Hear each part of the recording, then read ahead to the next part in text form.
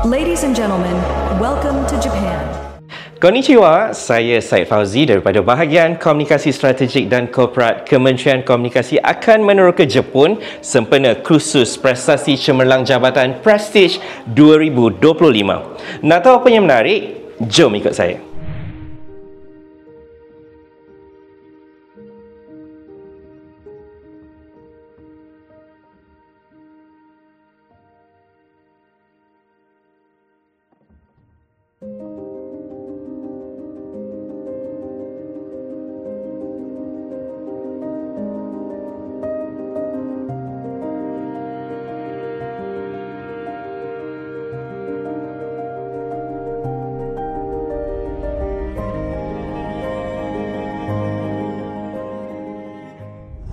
Pertamanya saya sempat ke Kyocera, syarikat teknologi Jepun sejak 1959 yang terkenal dengan seramik dan bahan elektronik yang cukup berkualiti. Dengan falsafah unik mereka, respect the divine and love people, Kyocera cukup menekankan nilai etika dan tanggungjawab sosial dalam setiap inovasi.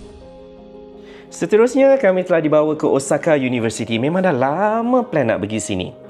Osaka Uni ini merupakan universiti yang cukup terkemuka dengan kampus moden mesra alam. Penyelidikan mereka pula bertaraf dunia dan program antarabangsa mereka cukup aktif.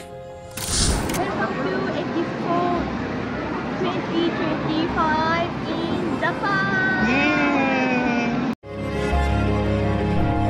Lah ni kita ada dekat Hiroshima train station, the last pit stop.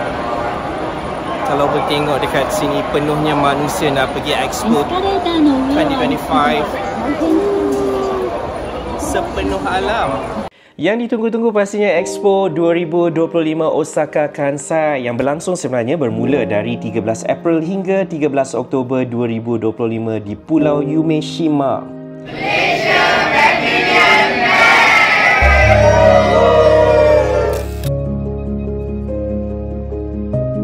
Bertemakan Designing Future Society for Our Life, Expo ini menghimpunkan lebih 160 negara yang mempamerkan inovasi, teknologi, tradisi mereka. Jadi macam-macam ada.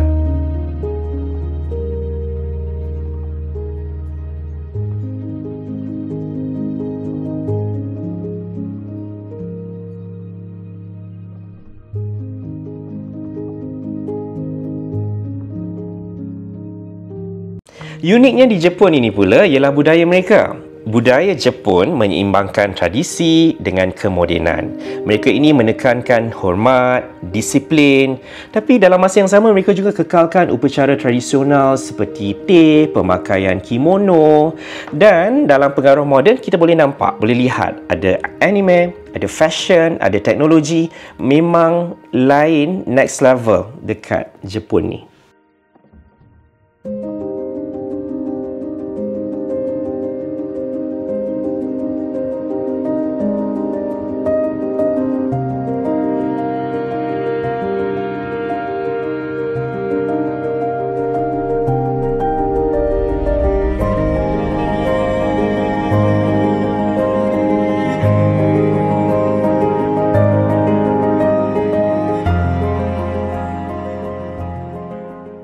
Ini kita berada dekat Waseda University. Jadi apa kata ikut saya untuk kita lihat apa agaknya yang menarik kat dalam tu.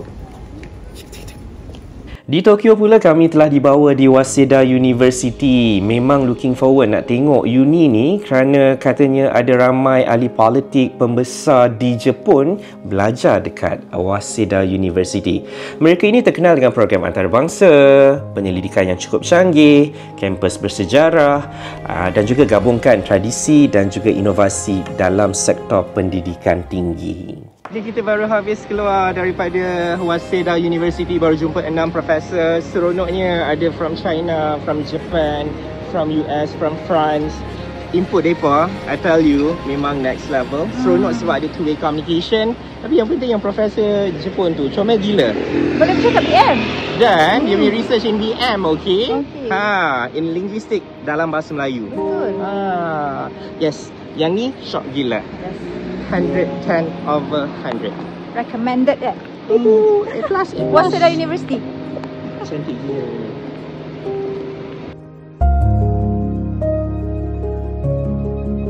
Kami juga dibawa ke NTT Docomo. Dengan hampir 80 juta pelanggan, mereka terus memperkenalkan penyelesaian inovasi yang menghubungkan dunia secara lebih pintar.